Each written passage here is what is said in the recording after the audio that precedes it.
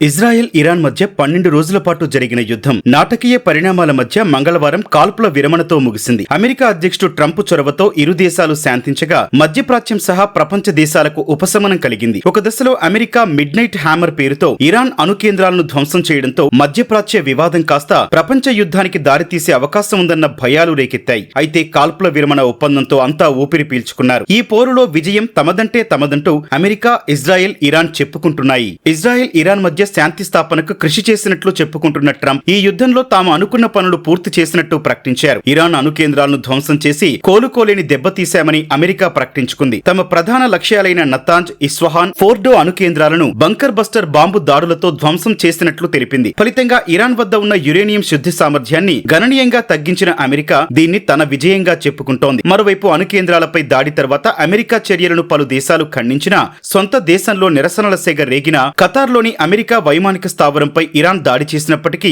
Trump ఎక్కడా తొందరపడి నిర్ణయాలు తీసుకోలేదని అంతర్జాతీయ విశ్లేషకులు అభిప్రాయపడ్డారు. ఫలితంగా ఇరాన్ అణ్వాయుధాల తయారీని అడ్డుకోవాలన్న లక్ష్యాన్ని, తన బలాన్ని ప్రదర్శించి సైన్యాన్ని నష్టపోకుండా అమెరికా సాధించినట్లు వెల్లడించారు. అనుకున్న పని పూర్తయిన వెంటనే ఇజ్రాయెల్, ఇరాన్ మధ్య కాల్పుల విరమణ ఒప్పందం కుదిర్చి మధ్యప్రాచ్యంలో తిరిగి శాంతి నెలకొల్పేలా అమెరికా చర్యలు తీసుకుందని అభిప్రాయపడ్డారు.